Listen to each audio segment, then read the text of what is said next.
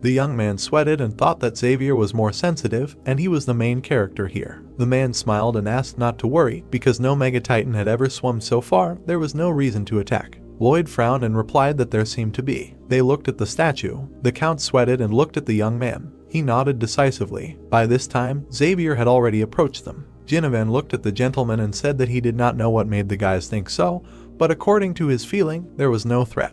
Primo put out his hand and loudly ordered to raise the anchor and take the ship as far away from the statue as possible. The monster was quickly approaching. The sailors hurried to carry out the order. The knight frowned and noted that it was too late. Lloyd turned around and ordered him to cut the anchor. The swordsman nodded and, pushing off, jumped into the water. The hero threw Peepodong up. The hamster ate a seed on the fly and grabbed the statue with his big one. Xavier swam up to the anchor and swung. Using explosive power, the guy cut the steel rings. At that moment, Peepodong gnawed through the rope and the ship staggered. The knight cut the second anchor, then another. The guy turned around and saw the monster. The swordsman frowned and clenched his teeth, realizing that the enemy was very fast. The ships hurried to sail away from the statue. Giga emerged from the water and screams were heard. The ship tilted and the protagonist was thrown up. Peepodong shuddered and the monster fell on the statue. Using explosive technology, Xavier jumped out of the water and caught the master. The statue itself flew towards the city and fell to the ground. The townspeople barely managed to dodge it, and the debris continued to fall on the city. One of them hit a building.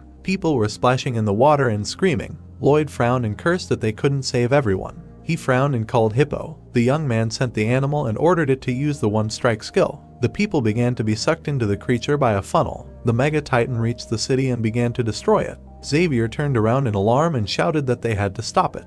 At that moment, the young man was floating away on an overturned table. The knight frowned and exclaimed that the monster was on the other side. Lloyd sweated and shouted for the swordsman to jump quickly. He added that the guy was completely out of his mind if he wanted to fight this monster. Xavier's face distorted with horror and anger. The count commanded the panicking sailors and ordered to quickly rescue people from the cold water, and Hippo at that moment unloaded the rescued onto the deck. The nobles screamed and called for help, while the monster was already walking through the streets of the city. The inhabitants ran away in horror. The hero looked at the knight and ordered him to return immediately. The interlocutor frowned and asked if the Lord would really leave the people in trouble. The young man frowned and replied that they had come to earn money, not to fight monsters and maintain peace. He added that this city had its own army and cannons. They would cope even without their help. Xavier stared at the aristocrat in shock and thought that in moments of crisis Lloyd showed resourcefulness and motivated not to give up. He was a man who did not give in to difficulties. The brown-haired man squeezed the oar and said that they themselves were up to their necks and worked to waste time helping the residents of other cities. Now was not the time to play the hero. The knight looked at the master coldly and realized that, in the end, this is who he is. Notice, Xavier's closeness to you has decreased by 5 points. Empathy towards you +1. Relationships with active characters have worsened slightly,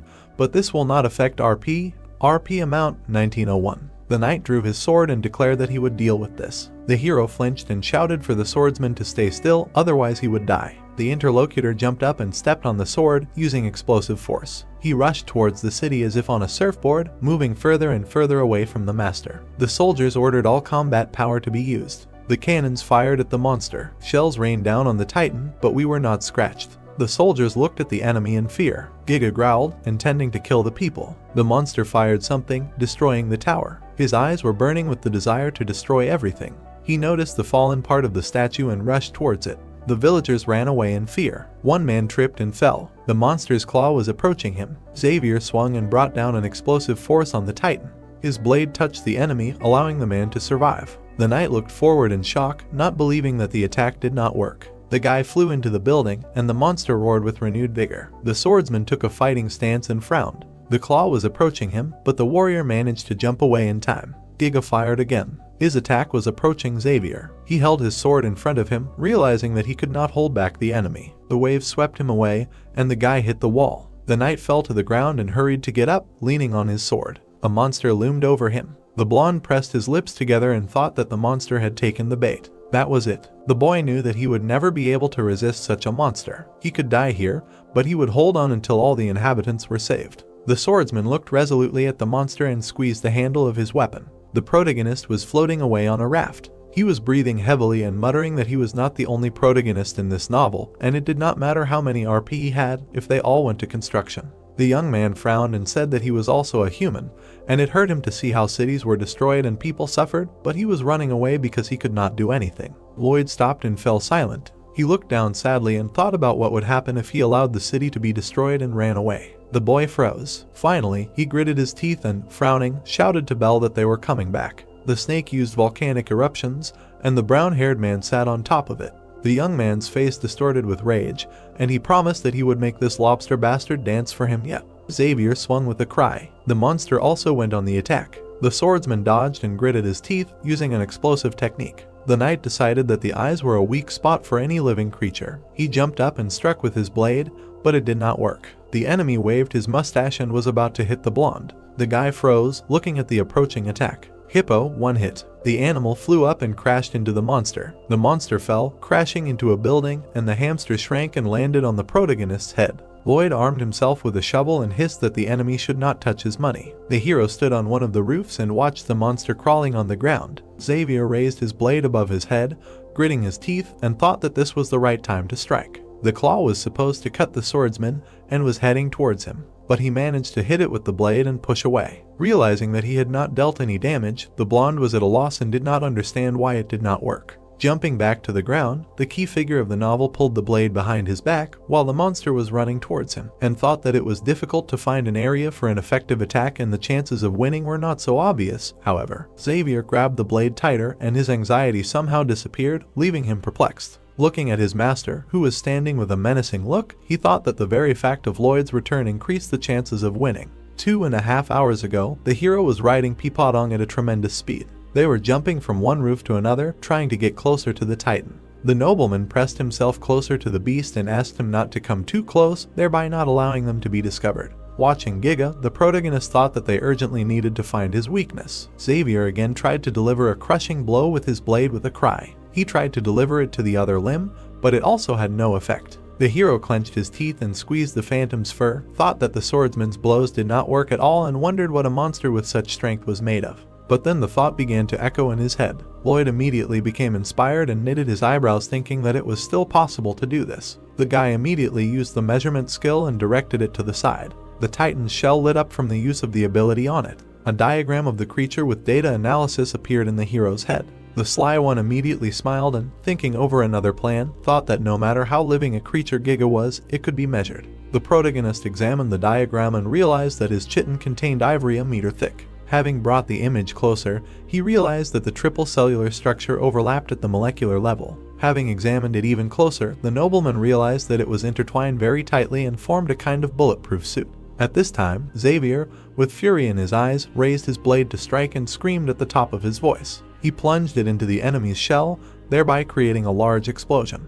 Lloyd, who was watching the diagram at this time, saw abrupt changes in it and was very surprised. Having turned his gaze to the head, the nobleman noticed an accumulation of energy in one area. At this moment, Giga stuck his horn up and emitted a wave from the tip of the horn. The hero, who was watching this, pressed himself closer to the phantom and thought that he needed to empty the horn to collect all the energy and then release it, and for this he first needed to get rid of this appendage. In the simulation mode, an organ was shown going to it, and the protagonist thought that this place with a water pocket would need to be hit.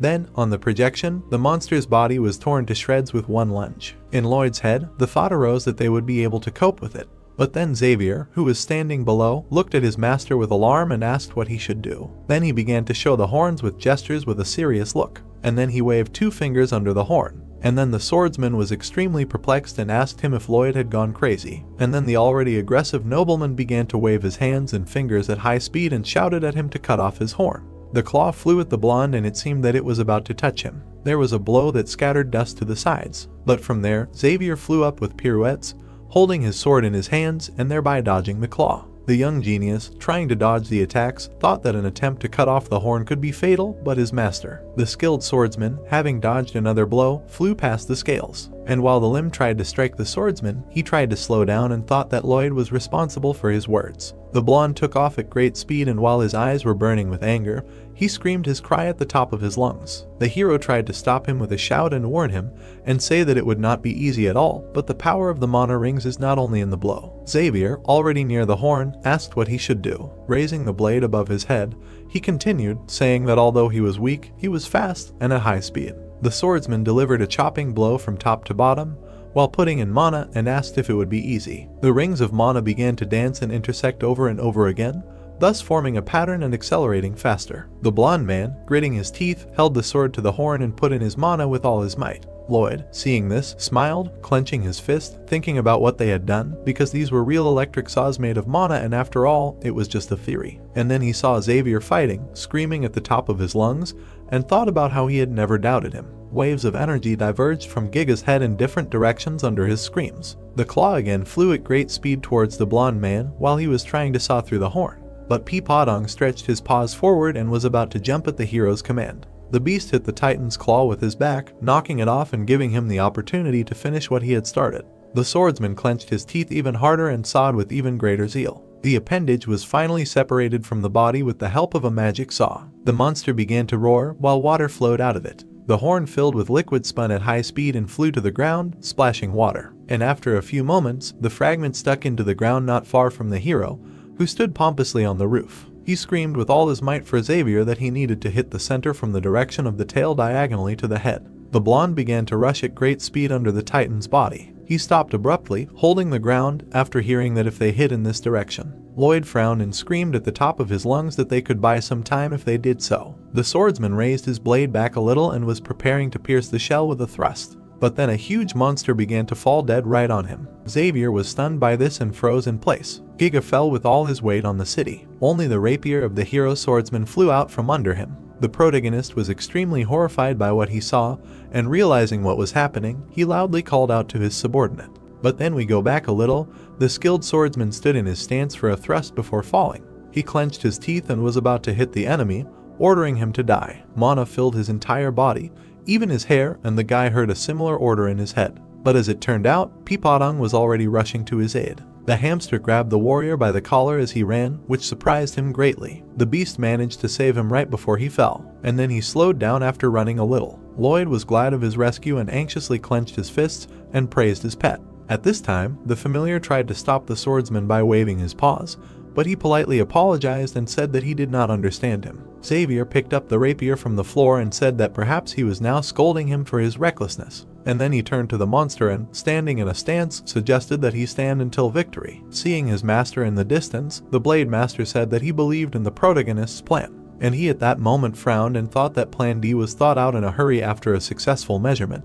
But it was very difficult to carry out due to the incredible speed of the Mega Titan. Looking at the colossal size of the enemy, the hero thought that they should carry out this plan because this is the only way to finish him off. The protagonist opened his eyes wide and frowned and decided to combine plans, and he immediately turned to Peepodong, who was standing below. The beast jumped to the owner. Lloyd climbed on it and said that they were going to the place he told him about. Passing by the swordsman, the nobleman shouted to him, mentioning that Giga recognized him as a threat and was moving to the east and offered to lure him into the forest, to which the subordinate immediately agreed. The protagonist was driving at full speed and was worried that they had gained only a little time, although it should be enough. He clenched his teeth and exhaled heavily, thinking that all hope was on the count. And again we are transported 15 minutes back. Primo watched the monster swimming to the city from the ship and froze. There was horror on his face and he wondered how this was possible and did not understand why the statue did not help. Ginnivan carefully approached him from behind and, regretfully looking away, asked him to forgive him because if he had felt it earlier. But the Count, propping up his head, said that he was not to blame for anything, and it was he who was too careless. And then the bearded man remembered the fragments of the statue and wondered how he could believe that some statue would save them from the monster. And then Lloyd swam up to the ship on a snake and said that everything was wrong and the Titan was chasing the statue, and everyone was happy that he was alive. The hero said with a serious look that he was sure that this monster had come to deal with the statue and was going to use his obsession against him. And while Cremo was listening to him attentively, the guy said that while he and Xavier would buy them some time, they would have to. We return to the present again. The Titan without a horn is chasing the swordsman, trying to smear him. He tries to hit him again and again by hitting the ground with his claws. The Blade Master stopped on the ground after another somersault and tried to catch his breath. Getting to his feet, the blonde saw this huge creature in front of him and could not catch his breath. The guy was sweating and thinking that he could not do it anymore and his limit was already close. But then he clenched his teeth and pulled himself together. Xavier suddenly took off, and while running he thought that now his main task was the city, namely to protect the safety of the inhabitants. The Titan demolished everything in its path and ran with its mouth open. The blonde was on its last legs, his mind was already clouded and he could not breathe. The danger was right behind him. And then, when death was almost overtaking him, Lloyd appeared and shouted that he needed to be louder and ordered to go to the statue. The swordsman immediately came to his senses and calmed down. The cart was rushing at great speed, dispersing the dust.